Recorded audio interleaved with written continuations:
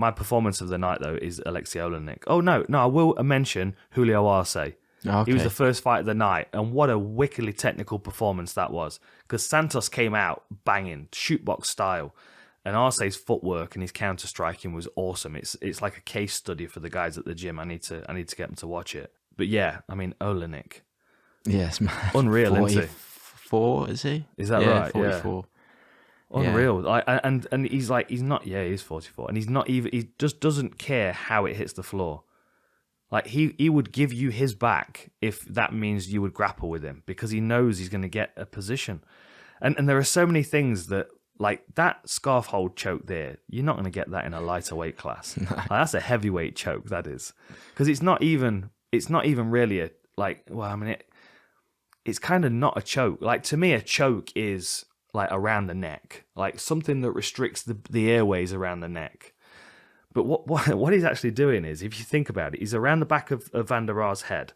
He's pulling his own chin into his chest, but then he's also putting all of his weight onto his chest as well. So he's forcing him to exhale, and then there's no way of inhaling because he's got a heavyweight on top of him. Like, if that was a featherweight fight, Volkanovski would have been wrestled out like a fucking ferret and on your back trying to choke you out. Yeah. But as heavyweights, like, because he can like lay there and crank and just kind of flatten all his weight onto him. Like, I felt bad for Vanderaa because I've been in that position against big dudes before, and they just get that wrap on your neck and it just kind of goes and then you're like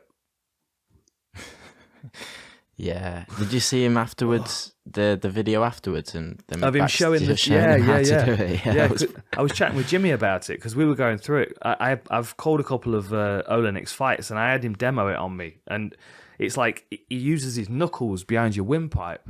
It's a horrible position. Horrible position. I tell you what it's similar to. You remember Nick Newell, the guy that fought on the Contender Series with the he's kind of got like a start of an elbow and he's got no forearm. No.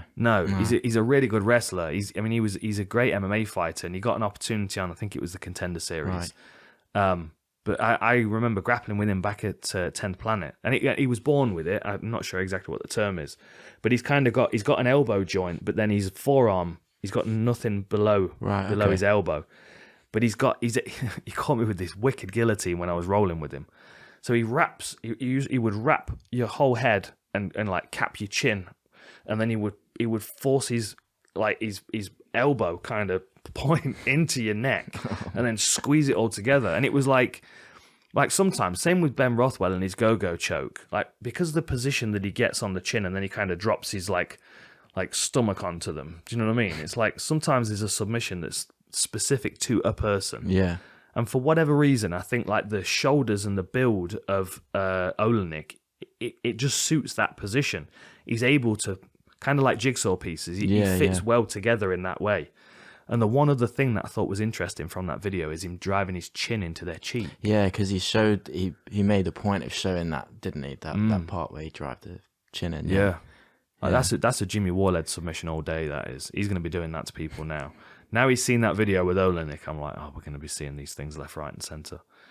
But yeah, I love it. He's like a throwback. Yeah. You know, he's like from times gone by, Oleynik is. He didn't really, I like how he just got up, like finished the fight, and it's just like leaning on the cage as well. I didn't really like care much for the actual crowd. Yeah.